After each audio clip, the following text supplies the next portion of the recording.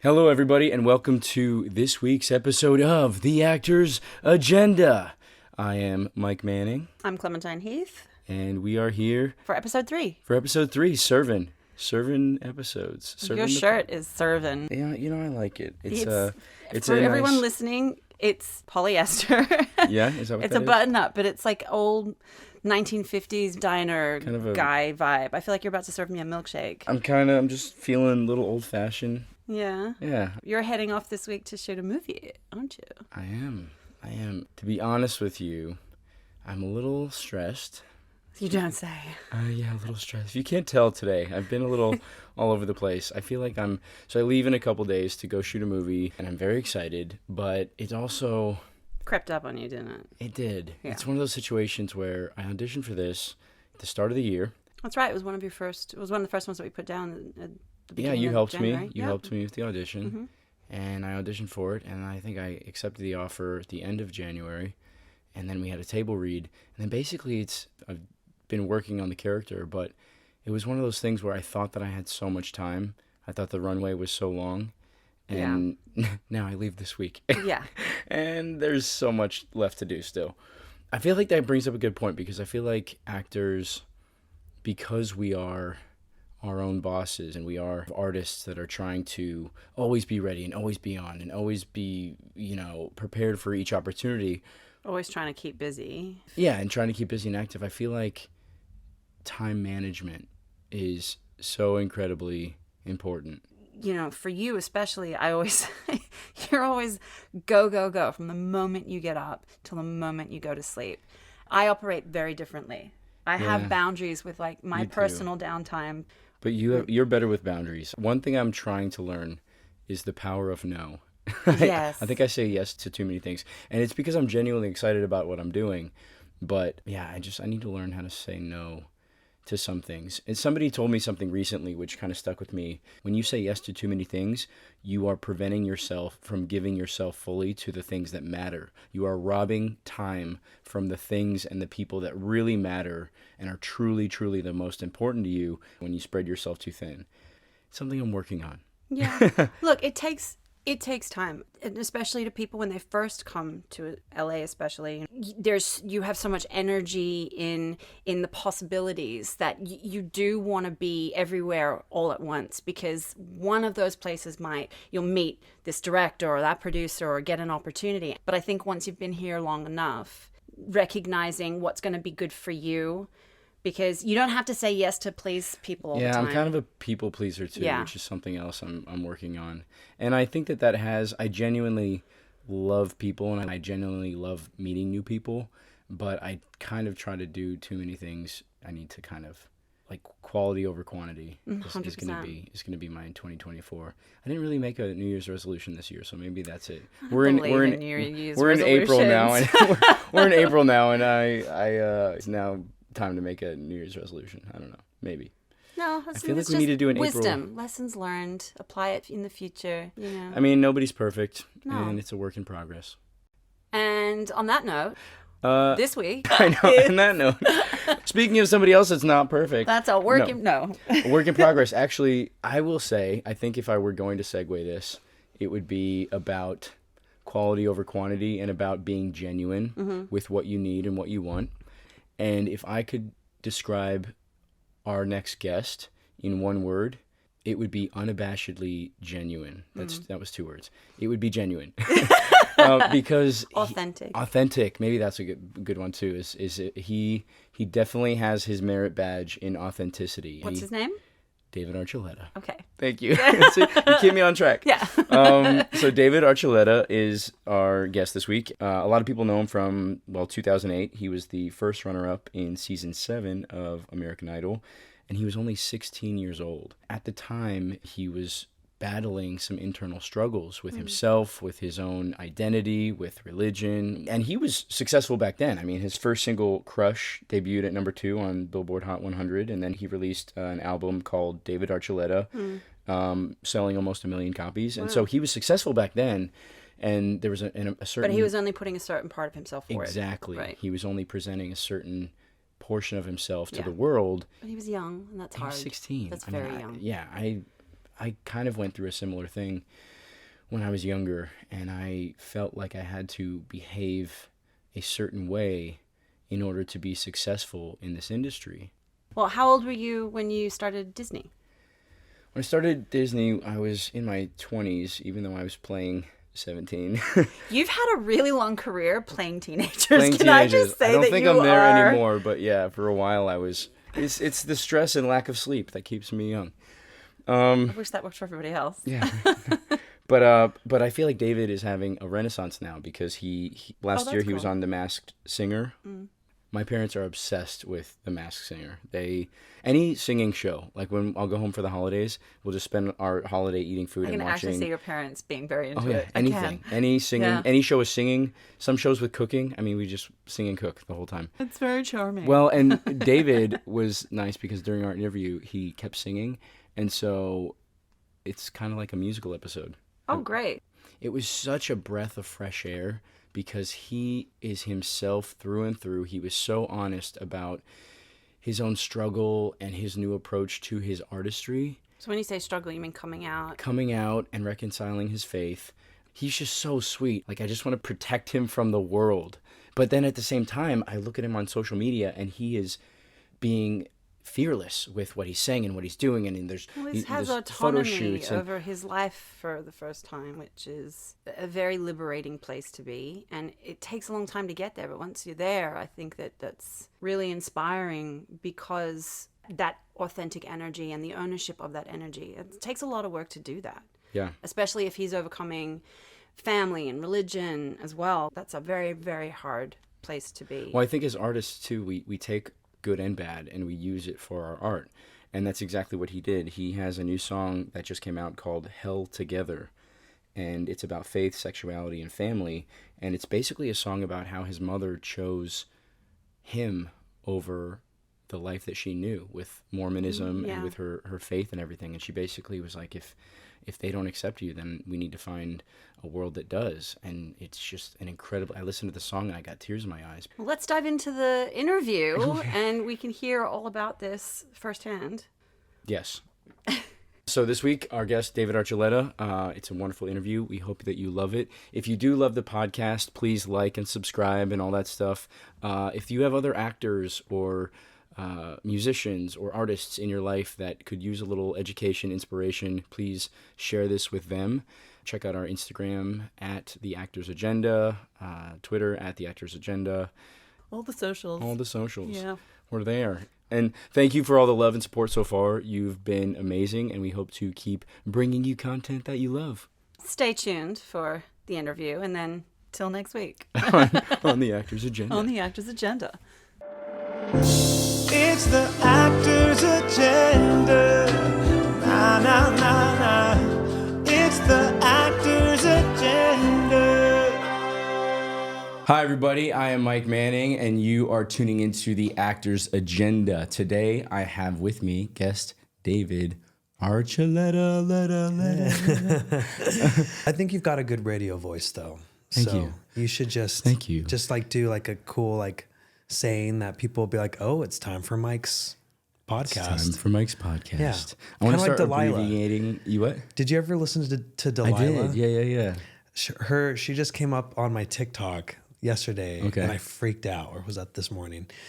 And she was just, someone was saying like, "Do you remember Delilah? Don't you miss?" And she was like, "Hi, I still have my radio show." And you're like, oh, that voice brings me back. It has so many, Yeah.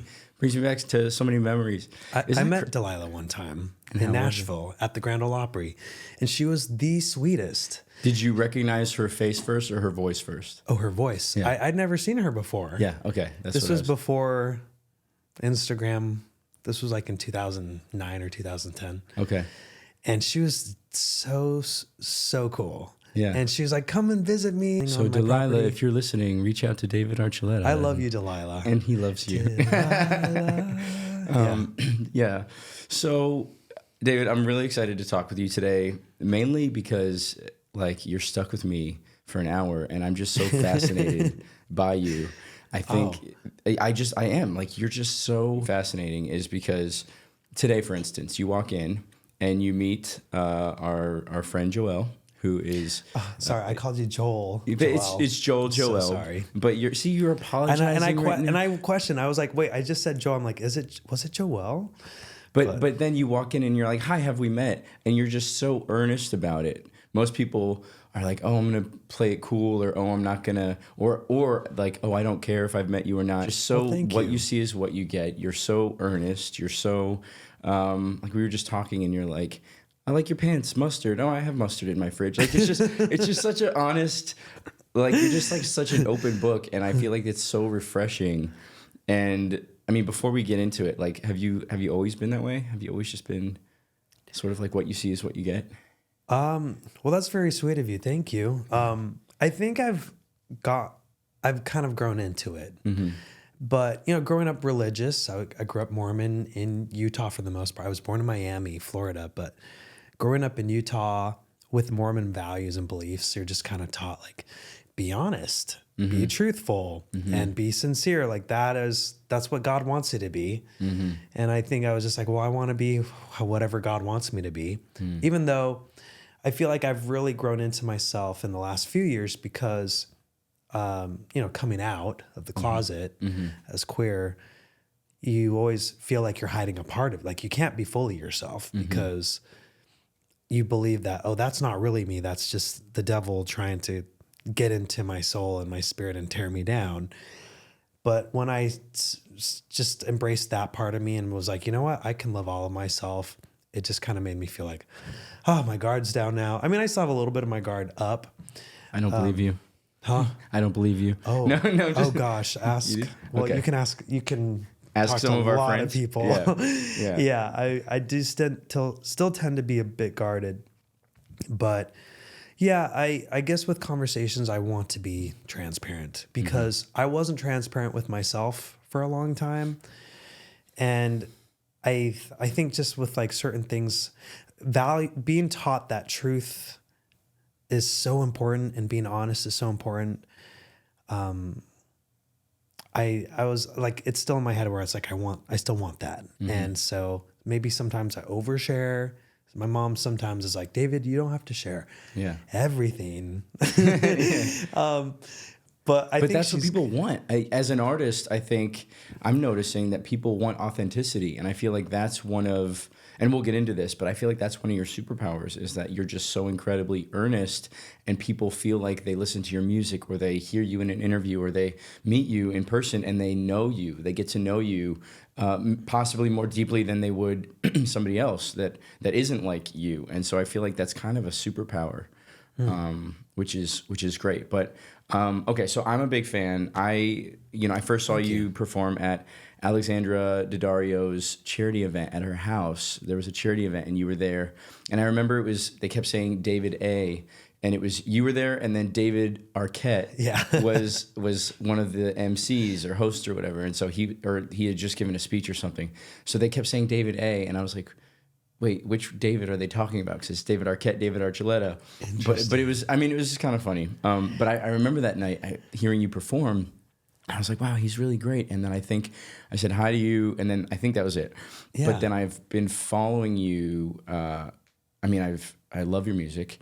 And Thank you. And I feel like you're having like a renaissance right now. I feel like this is the David Archuleta era right now. I think the last year, this 2023, and then this year, from what I've seen so far, you're like really coming into your own with like music and with just your own style and brand, and you just, as soon as I'm like, wow, that's really impressive, then you do something better. So I'm becoming a fan. Oh, and gosh. Well, thanks, Mike. You're welcome. So I know you a bit. For those of you people that are listening, watching, that don't know you, I'm going to read a quick little bio. Okay. Just to catch everybody up, and then we'll dive right in. So in 2008, more than 30 million television viewers fell in love with singer-songwriter David Archuleta as the first runner-up in season 7 of American Idol. At age 16, shortly after Idol, David's first single, Crush, debuted at number 2 on the Billboard Hot 100, selling more than 2 million digital copies to become double platinum. 3 months later, his self-titled album, David Archuleta, sold more than 900,000 copies. David has a huge social media presence with millions of people following his career. He's toured all over the U.S., Canada, Asia, the Middle East. In 2023, The Masked Singer saw David spread his wings, literally as the macaw, and an audience favorite. David was named one of Out Magazine's 2023 Out 100 Storytellers. Also that same year, David released 3 new singles, Up, I'm Yours, and Afraid to Love. David kicked off 2024 as the opening performer at the 2024 Tournament of Roses Parade, which aired nationwide on New Year's Day. You've entered a book deal. You were nominated for a GLAAD Award for Outstanding Breakthrough Artist, a Queerty Award for Best Music Video. You released a brand new remix of Afraid to Love this year. Do you sleep at all, or do you? I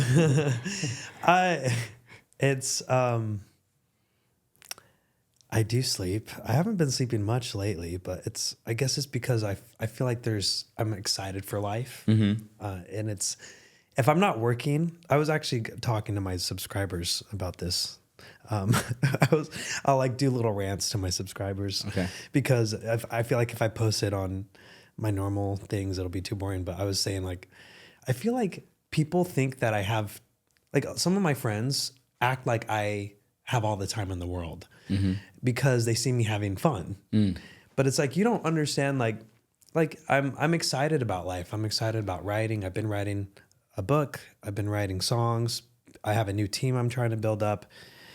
And I appreciate, like, the Renaissance. Like, I guess I feel like I'm not quite like Beyonce's Renaissance. Like, I'm not really even touching that, but it's having, feeling like I'm having a second chance to live my life.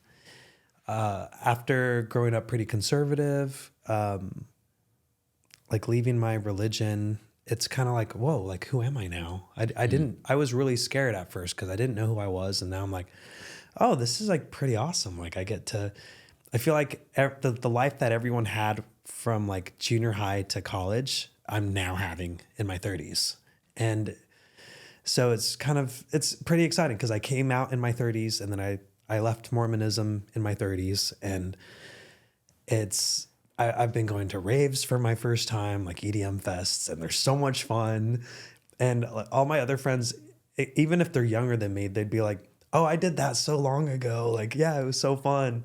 And I'm like, oh, I'm going just now for my first time. And I love the energy, and I'm going to DJ sets and going out dancing because I never went to the club before.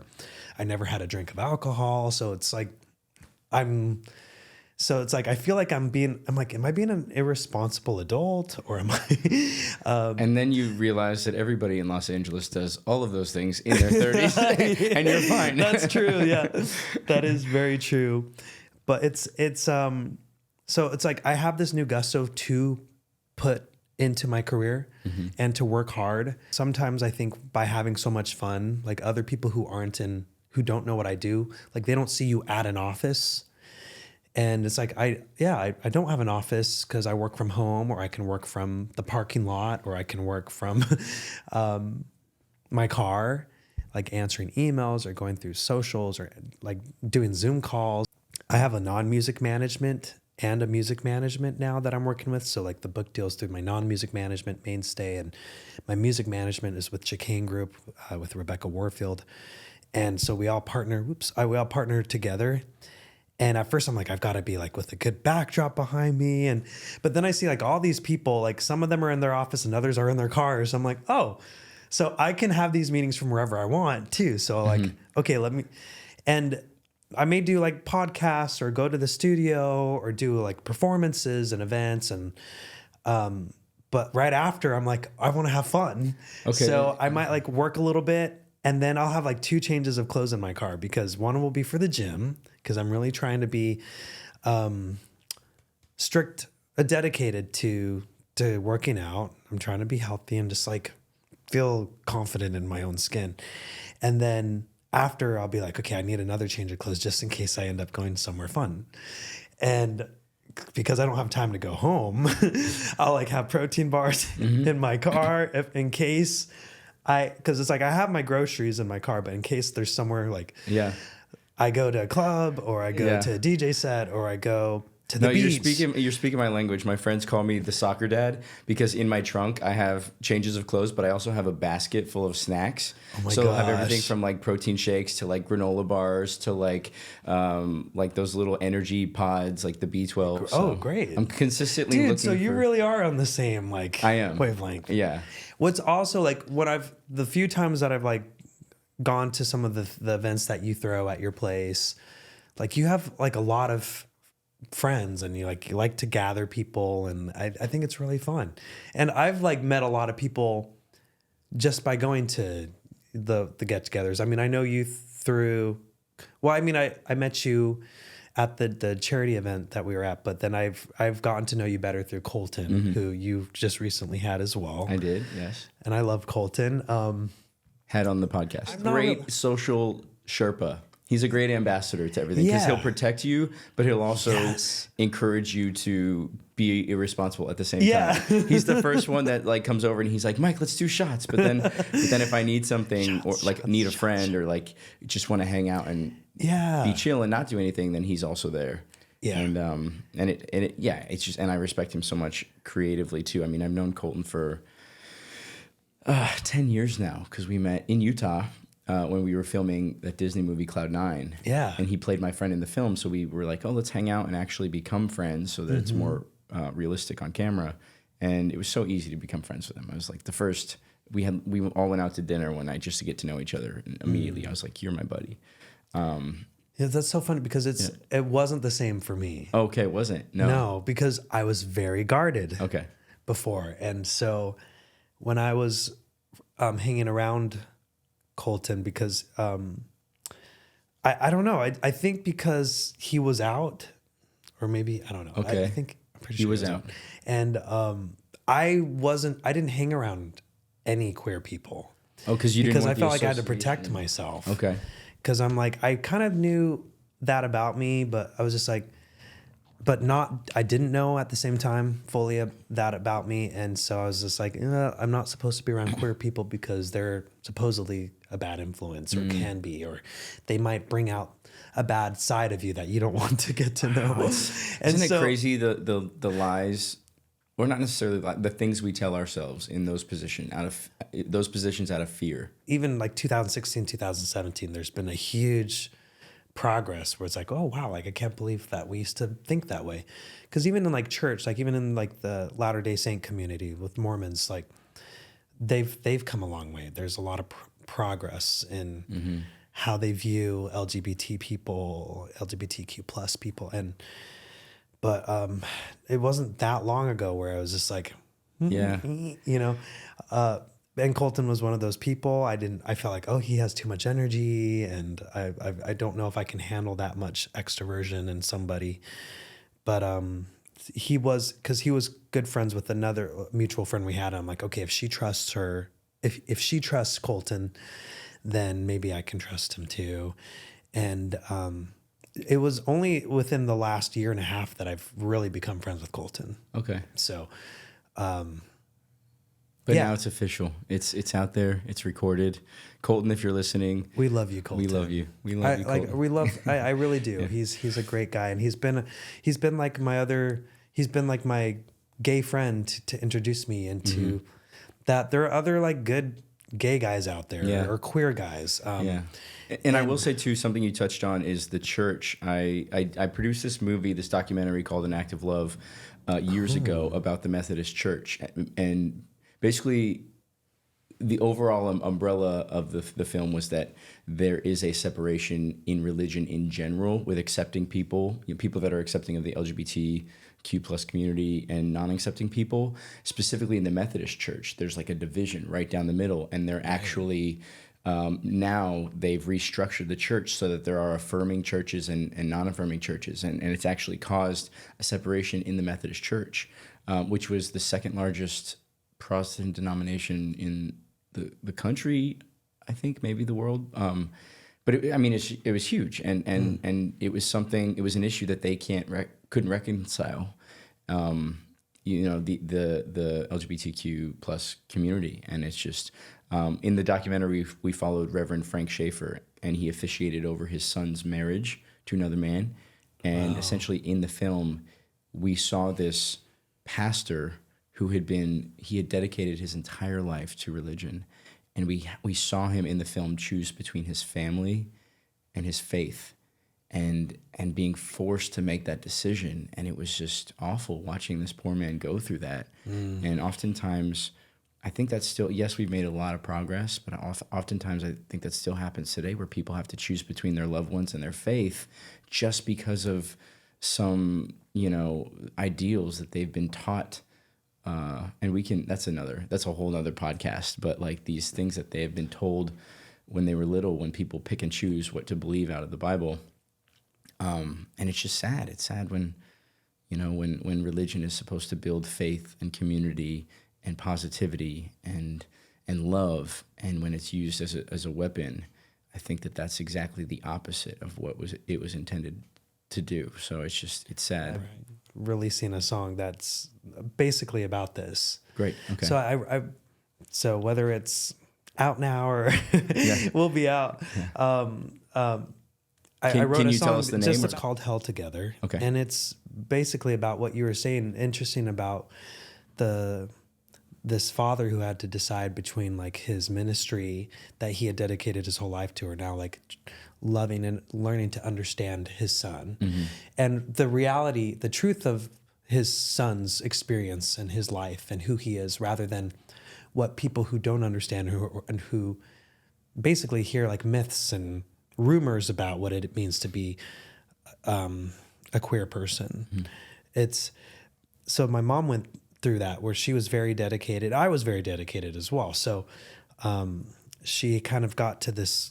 She wasn't a pastor necessarily, but she was very dedicated to her church. And I feel like a lot of our parents of queer children, who they have to come to this crossroads where it's like, do I accept my beliefs, where I'm not supposed to accept like homosexual behavior and people, or, in the umbrella. That's why I like to say queer, because I'm like, I don't consider myself completely homosexual, but like I'm mostly into guys. So she was like, do I pick my son or do I pick my faith? Mm-hmm. And so my mom told me, like, when I announced that I left my religion, I didn't hear from my mom for several days. And I'm like, I think I pissed my mom off. And she's really upset. But then she texted me a few days later and she's like, I decided to leave the religion. And I was like, what? Yeah. I'm like, Mom, what are you doing? I'm like, oh. But she said, I don't want to be a part of something that my children don't feel welcomed in. And she's like, I don't feel like that's where God is if all aren't welcome and feeling loved. But she said, what she said was, if you're going to hell, then we're all going to hell with you. And so I was really touched by that, and I wrote the song about that. So it's called Hell Together. Wow. And so it just made me think. Held together or hell? Oh, wow. Hell together. Hell Together. Wow. Okay. Yeah. Because that's what she said. If you're going to hell, we're going to hell together. Oh, your mom sounds amazing. Yeah, she's... And loving and supportive and everything else. Yeah, and not everyone gets that. Like, and not everyone gets that. Yeah, anyway. I'll save... No, yeah. I'm writing a book, so I'll save some of those details. But, not everyone gets that. And You're lucky. Yeah, you're lucky to have that, because so often people do have that conversation with their parents and they're kicked out. Yeah. And it's so incredibly sad. I did a documentary called Lost in America about homeless youth, and I thought that How many documentaries have you done? I've done this is like five documentaries. Wow. I actually started producing in documentaries. I moved here for acting. I mean, this isn't about me, but just the quick and dirty is, I moved here for acting. I started doing some stuff. I did some stuff with Disney. That's how I met Colton.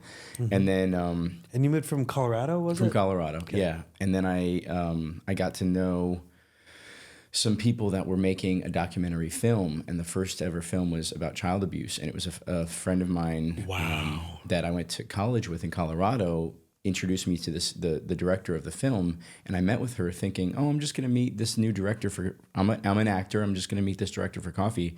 And her name is Kate Logan, and she basically was like, Mike, I have all this footage, but I'm not sure what to do with it. And I was like, well, I've never produced anything before, but I want to help. And it was just and then we made some calls. I got Lance Bass involved. Tom DeSanto, who's become a good friend, he produced X-Men and Transformers, and he's this big Hollywood producer. I told him about it, and he was like, Mike, I will help make this film with you. And I'm like, what do you mean? You're way up here, and I'm just starting out. And he goes, I'll make this film with you. And so overnight, I'm making a film with Tom DeSanto. Wow. And it was a trial by fire. It was my first film that I had produced, and he would call me and he'd be like, hey, Mike, do you have this release form? And I'm like, yeah, totally. I would hang up and I would Google, what's this release form? And Tom, if you're listening, sorry, but we made it. Or he would be like, Mike, you guys got your E&O insurance, right? You have this and you have this and you have this. And I'm like, totally, we have it taken care of. I would hang up and I would Google like, oh no, I need to do this. Gosh. So I was like learning how to produce as we went. And it was great. And you know, we had some other producers come on board, and it was a really amazing film. And we ended up selling it to Showtime. And I had some press come out. So overnight, people were like reaching out to me like, Mike, produce my documentary. And I just started producing documentaries. So you just had like a quick learning curve and you learned it quick. I did, but I realized that I kept went up with the pace. I think I shifted my mindset at that point from just an actor to a storyteller. And sometimes those stories involve me being in front of the camera and embodying a character and playing in the sandbox with everybody. And sometimes those are stories that I think the world needs and would want, and there are stories that I want to be a part of, but I don't necessarily have a place in front of the camera, and that's okay. I did this film called Gin, and I'm so proud of everybody involved. Nigel Moomin and directed the film, and we premiered at South by Southwest, and it sold to MGM Studios or Orion Classics. Oh, cool. And it was a coming of age story about a young black girl. And like as an actor, I didn't have a place in that story, but as a producer, I was like, wow, I really want that film. And that was a scripted film. I was like, I really want that film out in the world. And it was one of the most fulfilling projects that I've ever been a part of. So I've shifted how I see myself, I think, through some of those films. That's cool. And I think that's something that I've always noticed. Like you like to be an advocate and you like to be involved in meaningful things. I mean, I met you at a charity event, and which I loved too, because they were promoting like mental health and like making it more accessible to youth, which I think is really important.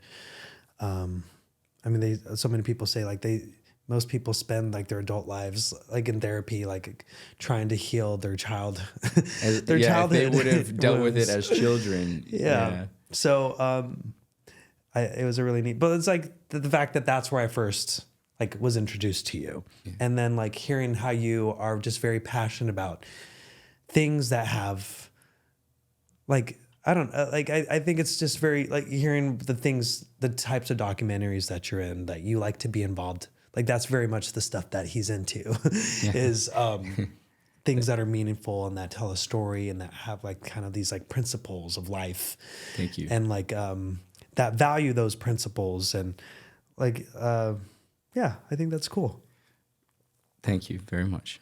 So back to you, because I feel like you got me on a tangent. But what's this on your wrist? What is it? Have I asked you that before? Bracelet? I feel like yeah. What is it, like something in particular? Yeah, I wear like a bunch of different stones for different things. Like So most what of is them that are. This one is quartzite, and then it's hematite, I think. Hematite, And okay. it's supposed to be calming and grounding, and nice. so that I don't go off rants and steal the interview from my guests. I know. It's supposed to keep me Nice. centered and focused. Yeah. And it's. Have you ever gone in how those much- salt rooms? I have gone in the salt rooms, and I think They that feel those so cool. Those are incredible because our bodies need sodium, and sodium, like those rooms actually have proven health benefits. I'm not sure. I didn't know it had anything to do with sodium. I just liked how I felt. Like this, yeah. It feels like you're at the beach. Yeah, like yeah, something yeah. about and the smell too. what. Yeah, it's probably that too. Yeah. But it's like it feels like grounding. Like there's like a slight like buzz that you feel in your hands and feet when you're in those. I like them. Really? Maybe you're allergic to salt and you don't know it. You're like, I there's feel a like- slight buzz, and I am swelling like up. a vibration, like a Okay, frequency. okay, Is fair. that like music? The way music can hit you, like Mm-hmm. it can hit you like in your heart, or it can hit you like in your gut. When was the first time that you thought to yourself, I want to dedicate my life to this? I want to be a musician. Well, I liked to start singing when I was like 6 years old. My dad showed me Les Miserables. We had just moved to Utah from Florida, and he grew up on musicals because his mom was in musicals. I never met her. She died when she was like 41, but she was in a lot of musicals in Utah and was usually like would take a lot of the lead roles. And so my dad was in some musicals. His sisters were really into it as well. So he was just passing it on to us, and I got hooked. When I heard the music of Les Miserables, I was like, wow, what is this? I would pretend I was in the cast. There as a 6-year-old, I'd like throw a blanket over me and pretend I was like one of the poor Parisians. But then when I was like 10 or 11 is when my dad, when I was 10 is when my parents put me into my first competition. And I was really bitter about it because I don't like being competitive. I didn't like to be seen by people. I just like to keep to myself. But it wasn't until, I guess, American Idol when I was 16, 17 that I really started thinking, oh, like this could be my career. But it wasn't until it already was happening. But I didn't know what I wanted to do yet with my life. I was like, I know I like to sing and I like doing music. And it seemed like it was the only thing I was good at the time. That was something that people would compliment me on and be like, hey, you're good at this. It definitely wasn't sports. I sucked at sports, but it wasn't until, I don't think it was really until I took a break from music, because I did music, was on American Idol, released Crush, my album, and then I released a second album, and I released a Christmas album. And then I stepped away from music because I was a very devout Latter-day Saint. And I was a missionary, so I was a Mormon missionary for 2 years in Chile. And I kind of just took that time to recenter myself because I was like, do I really want this? I don't even know if I want this. Am I just doing this because everyone else wanted me to? Because of my dad, because of all the American Idol fans. And the only thing that I felt like I truly felt dedicated to in my life and passionate about was my beliefs. So I did that for 2 years, and then I came back, and then I was like, okay, so what do I do with myself now? I can kind of start over. But I just felt like, I do love music, but what is my reason to do it? I'd always done it for my dad or for my fans or for my record label or for the American Idol producers. I just kind of wanted to remind myself, what did I like about music? And I kind of reminded myself of it when I was in Chile, because I'm like, this is great. Like I don't have to meet a certain quota, certain amount of sales. I don't have to like sell a certain amount of tickets. I can just sing, and that's what is amazing. That's what I liked about this in the first place, was not the amount of attention I was getting. It was just, you feel connected to something, and suddenly like emotions make sense when you're going through a song. And I was singing a lot of hymns. So I'd sing like "Nearer, my God, to Thee" a lot, and I'd sing this Mormon Latter-day Saint hymn, "I am a child of God," and just seeing how these simple messages would just be very tender for people, and it would like make them just reflect on their life and take a moment to pause on their busy day and touch them. And I was just like, this is what I love about it. It's connecting with people. I'm connecting to the melodies, and other people can connect to it as well just by singing it to them. So being a conduit for other people to experience either what the song is saying or how that makes them feel is sort of what you fell in love with. Yeah. In stepping away from music and realizing that you missed it. You missed maybe performing just for the innocent, simple, like you said, not for the business, but for yourself and for what music is. And I feel like that, this podcast is mainly for actors, which you also have acted. So we'll get into that. But also, you did, but musical theater is sort of how you found your way in. You fell in love with the musical aspect. And then what you're saying in terms of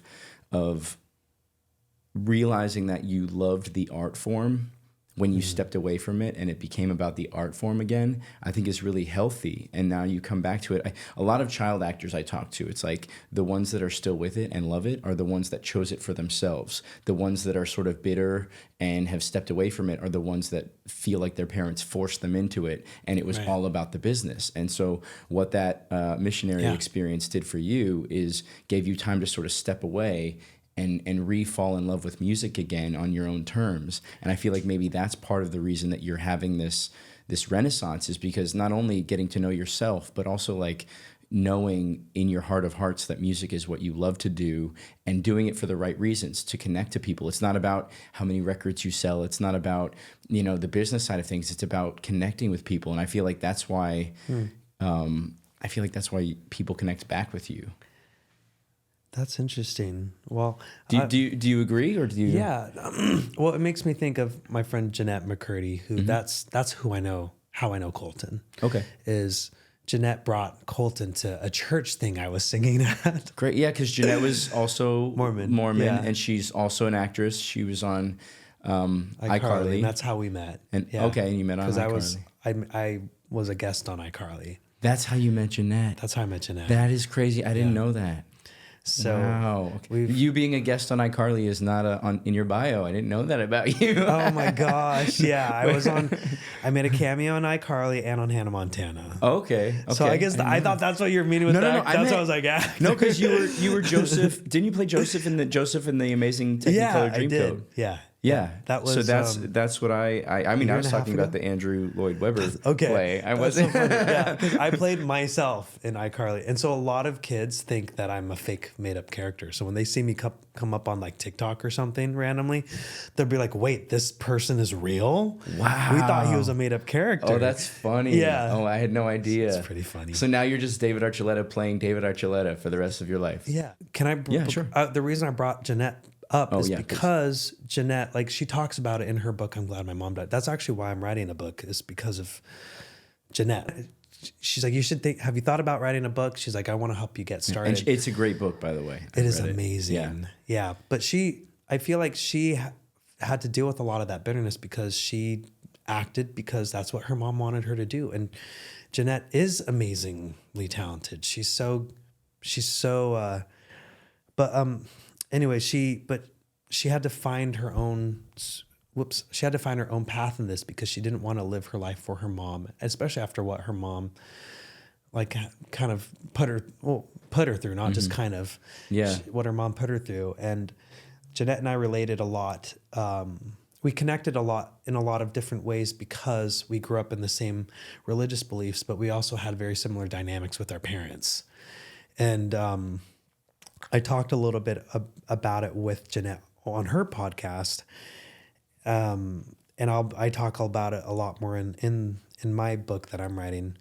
But yeah, I feel like going on the mission was my way of being like, I'm done. Like, I don't want to live my life for my dad anymore, or just all the other people around me in my life, like the record label and producers and who else, management. And when I came back, it was like, I'm so glad I had that break. I'm like, a lot of people are like, man, you effed up your career, you screwed it up. But I'm like, but I also like allowed myself to take a step back, to come back to it with my own passion and not just trying to please other people and live my life for someone else. So I'm glad. I'm like, sometimes I wonder, I'm like, man, where would I have been if I just kept it up? Because I was like, in the same circle, like, people categorized me with like Demi Lovato. I was on tour with her, and like the Jonas Brothers and Selena Gomez, like all those Disney, Miley Cyrus, like, I was on a Hannah Montana. But I'm also kind of glad that, I don't know, it's like my life was different. I was super religious. I probably wouldn't have gone much further with the limits of like, I have to live within these boundaries of my religious faith. My mission was I left the whole thing for my religion, actually. But it also but it also gave you that renewed sense of loving music and why you did it. And it's hard to not compare ourselves. I think that you would do, regardless of your situation, regardless of your religion, we all sort of compare ourselves to our peers and to others. It's back then, 10 years ago, I would always compare myself to other Disney kids because I did a guest star role in Crash and Bernstein, and that was my first sort of Disney project that I did. And then when I did Cloud9, it was supposed to be 3 movies, and I was like, oh man, now I'm a part of the Disney family that we're doing all these snowboarding movies. I love to snowboard. I love this. I love that. And I sort of in my mind set myself up as like, okay, I'm now a Disney actor, and then the other 2 movies didn't happen, so it was just only the Cloud9 that came out, and then a lot of my friends that I had met in the Disney family were on their own shows, or they were doing this, or they were skyrocketing in their careers, and I was sort of figuring out what I wanted to do next, and I sort of lost the identity of like, oh, I'm now going to do all these Disney things, and it was hard to not compare myself to people, and I feel like we all. It's just human nature, right? Like we always compare ourselves. Why? That it's human nature. There you go. We need like a musical episode. Dude, yeah. This could be the musical. This could be the rest of the interview we're gonna sing. Okay, I just did name that tune. Oops. You did name it. How was that? I keep hitting this microphone. It was so fun. Yeah. I'm like, if there was a game show I could do, I'm glad. Like, this is the one. This is Name it. that tune. Name that tune. I feel like I would be great for songs before, like, 2015. Especially classic rock. My dad is a classic rock musician.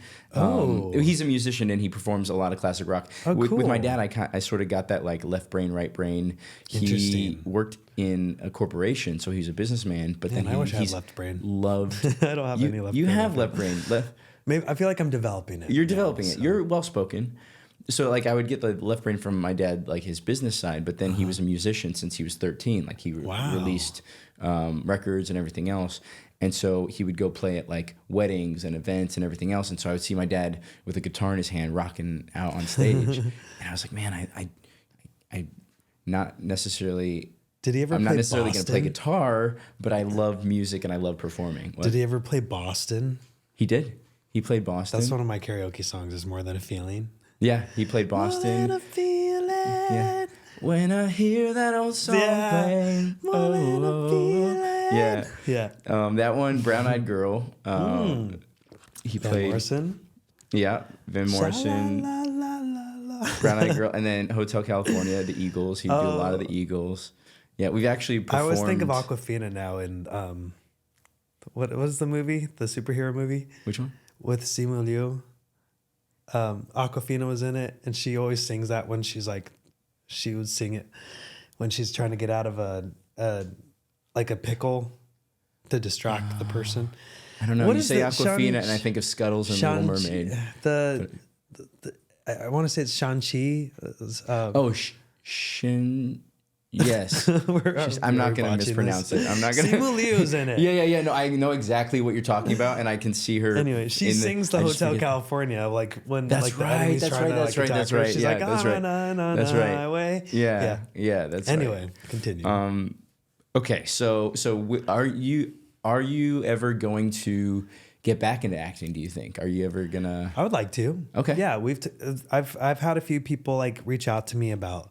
Well, at first it was like docuseries about like my life and the book, and then it was like, oh, like a TV series. But then there was like, oh, maybe like I don't know, just different things like that. Turning it, adapting it. I don't know.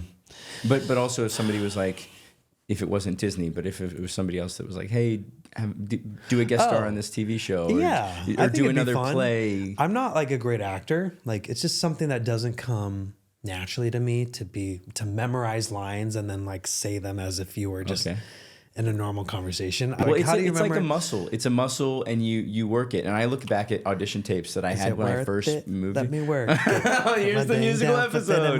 Brought to you by David Archuleta. I love me some Missy Elliott. Like I look at some of my early audition tapes though, and back then I thought I was good. I was like, yeah, I'm so good.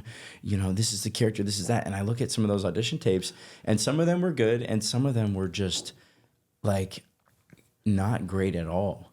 Like just they felt false, and I was forcing it, and and a lot of new actors, I see them do this. They play the idea of something. They don't actually give themselves that actual emotion. So if it's a really sad scene, it's like old Mike was like, oh, let me get in front of the camera and show you how sad I am. And I felt like I was pushing it, instead of, Mike today is like, I'm actually going to, pull from my actor tool belt and do what I got to do to actually become sad, and to actually have my body and my soul and my mind and everything as actually experiencing this emotion as I'm going through this scene and saying these words.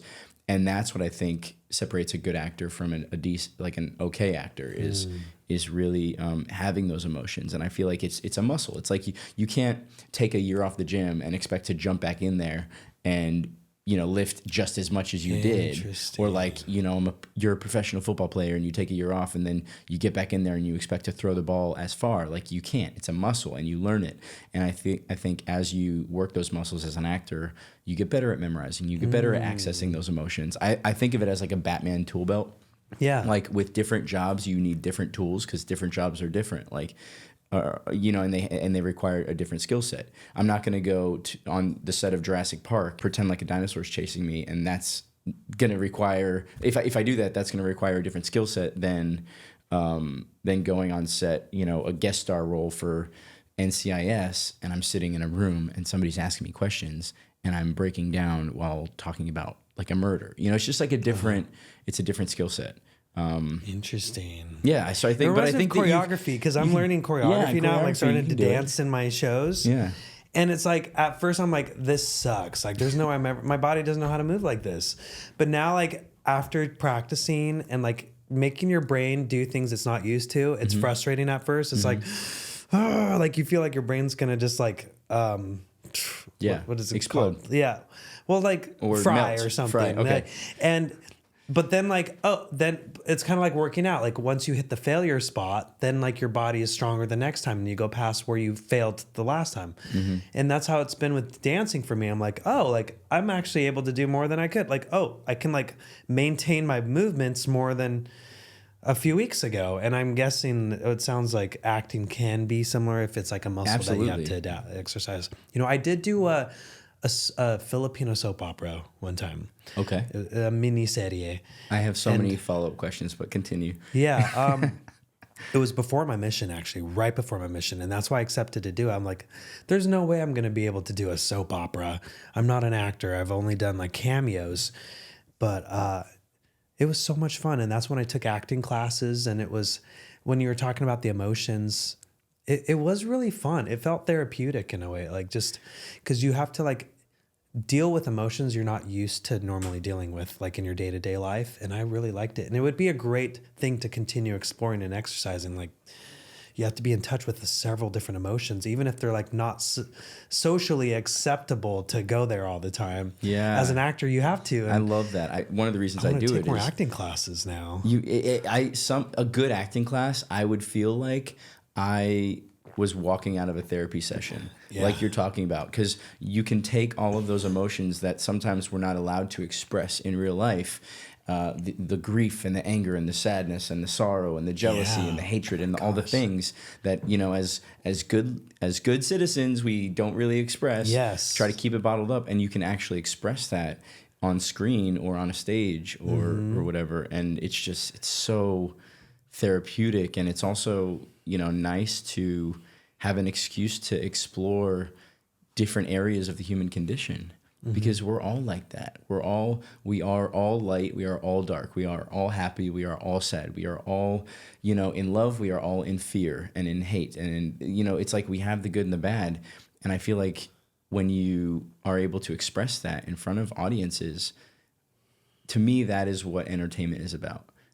And I would venture to say that is what entertainment is. The umbrella entertainment. Like, take people on a journey through all well, these emotions. Well, like with music, like they turn on the radio and they listen to you and they connect with your lyrics because it reminds them of a time in their life, or it reminds them of something they're going through at that moment, or it just makes them feel less alone in the world. And when somebody goes into a theater or turns on the TV and invites you into their living room to watch something that you're in, that's why they do it as well, I would say, is to see these emotions on screen or on stage, and to know that they're not alone in the world, to know that there's other characters and other people that are going through the good things, but also the bad things, just like them. And I feel like that's what entertainment and storytelling is. Is this expressing the human condition just to make us feel connected. That's what I love. That's what I love about the entertainment industry. It's like, it's entertaining people. It's like engaging an audience, but it's also like expression. Yeah. It's arts. Like, it's the arts. So it's nice to get people in touch with themselves and it really, like, you can like connect people together too. That's what I love about it as well. Yeah, Like, it's when you sing connection. a song, everyone in a room potentially is listening and connected and feeling the same emotion all together. It's really fun. And movies, same way. Like, you have a captive audience who's listening, tuning into the emotion that you're expressing, and everyone's on the same wavelength. That's a pretty thrilling experience. Agreed. So while you're navigating this crazy industry and creating music and connecting with people, what are some habits that you have that sort of make you, that keep you positive, that keep you happy, that keep you going? Like some healthy habits. I mean, you mentioned the gym, you mentioned working out. Gym, yeah. I know for me, that's a big one. Like if I go a week without going into the gym or like going on a hike or doing something physical, I can feel it in my body. Like I feel the stress building. Are there other things that you try to do, like try to make as part of your habits to stay healthy? Do you like journal? Do you like write your song, like writing your music? Like, I stopped journaling. It's like a bit triggering for me. I want to get back to it, but I guess the book has been like journaling, but like starting from the beginning, that's been a little difficult too. I talk to my friends and my family like, have you thought about going back to therapy? And I'm like, I probably should, because it's like all these emotions that you move on from, and that's like your coping mechanism. It's like, well, it's in the past and you just move on, but now having to go back and be like your child mind and how it makes you like getting underneath some of that scar Yeah. tissue that you've made to protect yourself. Oh yeah. But anyway, so that's kind of been like my journaling. But as far as like feeling good, I love to dance. I'm not like pro dancing. I mean, I am taking choreography. I'm performing at like Queerties and GLAD Awards. Well, not the GLAD Awards, but like the after party. But there's it's just to get like the energy out of your body. It's like a form of exercise, but also listening to music. I love to listen to music. I've been on like a 90s kick lately. I've been listening to like Biggie and Faith Evans. Okay. And, SWV. Okay. So that's been That's great. I could just see you in your house, like cleaning your house. Just dude, like listening, just yesterday, like I going think to, I posted on my stories listening like, to Biggie. Like, I never knew there was a love like this before. Yeah, there you go. And it just makes me happy. And like I'll go try and sit out in the sun. You're like dusting. You're like, Biggie, Biggie, Biggie. Can't you see? Sometimes the words just hypnotize me. And I just Okay, go out in the sun. Vitamin D. my That's gosh. important. People don't realize vitamin D actually helps you in so many ways. Yeah. It's like I've read somewhere, and I mean, look at how it makes plants flourish. I mean, this is a plastic plant, but like typically plants need it. when they have the sun. Yeah. It gives you life. Yeah. Back Okay. to life. Speaking of 90s, the musical episode. All right, I only have you for a couple more minutes. Okay. So the one way that I like to end a lot of these episodes is sort of, because a lot of people I think listening to this are newer actors, not necessarily younger actors, but newer actors or people that are coming up in the entertainment industry or even thinking about it too, like ready to make the leap, like, oh, I've done theater, but do I dive into this head first? If you could tell young David one thing as he was entering this crazy entertainment industry, for you it was music, obviously, but if you could give your younger self one piece of advice, what would that be? That you don't have to be perfect. There's actually beauty in the flaws. As an example, like I have a paralyzed vocal cord that happened when I was 12 years old. I had a virus, and I thought I wasn't going to be able to sing, and like my voice wasn't perfect. I mean, not that it was ever perfect, but like it was even less perfect than before. But it ended up being the character that my voice has today. Like people are like, oh, you have like this like smooth kind of husky breathiness to your voice. And it's like, it was because of my vocal paralysis. But also, like, I was so hard on myself during American Idol that I'm like, that wasn't perfect. It's never perfect. And I would almost like hate myself because I couldn't do something the right way. But now I'm like, you know what? Things don't have to be perfect for it to be effective. And it doesn't have to be perfect to make people feel something. If anything, like, you can add the frustration into your performance, or it can define you a little more. But keep practicing regardless. Like, just with the dancing, for example, or singing a song in the studio, or going through lines, like trying things different ways to see what connects with you, is really great. Like, with this choreography, I'm learning choreography. I'm going to later today. Like, I'll learn the choreography and then I'll adapt it to what's right for me, so that I can perform as best as I can. Because there was a time where I was trying to do a lot. I'm like, I'm going to like push myself and learn all this choreo, and it didn't look as good. So I backed off, and I would just add little moments here and there, and people would be like, wow, that looked so good. I'm like, oh, less was more. Because you were bringing yourself to it. Yeah. Because I wasn't trying to be something I wasn't. Like, yeah, in the classes, push yourself. But when it's time for showtime, don't overdo it, because people are going to then see, like, do what you do well. And you can expand what you do well with practice over time. But right now, use your tools. Keep working on the things that you're not good at, so that you can become better and have more tools to use. But use what you do well, because that will reflect and connect with people so much more, because then you're being your authentic self. And people like to connect to something that's real. I love that. All right. So, younger David, if you're listening, don't try to be perfect. Little David. Just be authentic. And for everybody else, thank you so much for tuning in to the Actors Agenda. I'm Mike Manning, and today we spoke with David Archuleta. Thank you for being with us. Thanks for having me, If Mike. people want to catch up with you on socials, where are you?